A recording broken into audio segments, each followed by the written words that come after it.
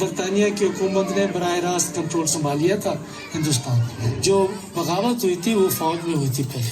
جن فوجیوں نے بغاوت کی سب کو انہوں نے قتل کیا.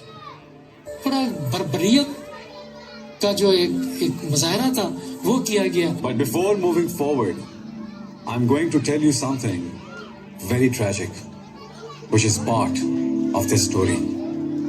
The last Mughal emperor, when he was arrested by the East India Company, the next day ان کو ناشتے کی میز پہ لایا گیا اور وہ شخص جو ایک رات پہلے ایمپرر تھا, جب اس کے سامنے ایک ٹرے رکھا گیا تو اسے دیکھ کر بادشاہ ظفر کی چیخ نکل گئی. صبح کے وقت ٹرے میں اوپر کپڑا ڈالا ہوا تھا اور شہزادے اور شہزادیوں کے سر تھے صرف دل دکھانے کے لیے. ان کے خلاف مقدمہ چلایا گیا, جلا وطن کا تھا. So now we know how brutal. Congress party کی بنیاد رکھی. جب اس نے کانگریس پارٹی کی بنیاد رکھی تو سر سید احمد خان نے کہا مسلمانوں نہیں اس پارٹی میں نہیں شامل ہونا.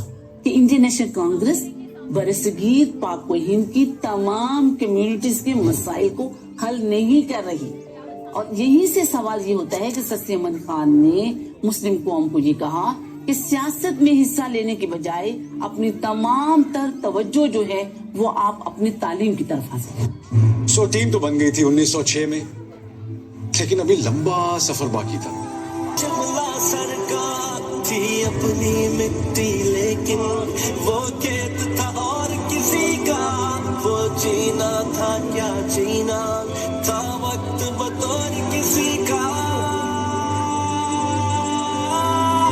کچھ دل پھٹے کے ایسے ایک آگ لگی سینے میں, مل کر جب بنے دے طاقت, جب مقصد تھا جینے میں, جب پاس نظریہ تھا اپنے پھر روک سکا نہ کوئی. مل کر ایک جھونکا آخر طوفان بنا تھا, یوں پاکستان بنا تھا, یوں پاکستان بنا تھا.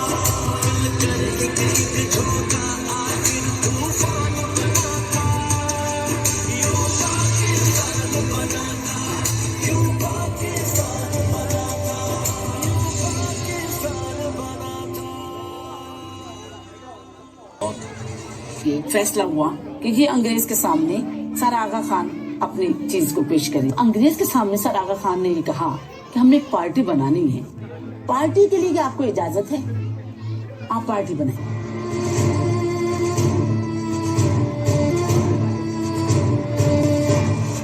تاریخ کے سب سے اہم جلسے سے خطاب کرنے کے لیے جناب لاہور پہنچ گئے. لیاقت علی خان پور مین کا بجٹ پیش کیا. وہ غریب آدمی کا دوست بجٹ تھا.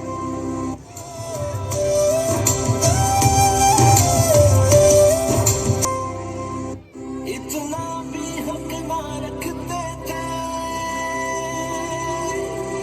چپ کر کرتے جب سجدے تھے, کھل کر رب کا اپنے ہم تو جب نام بھی نہ لے سکتے تھے.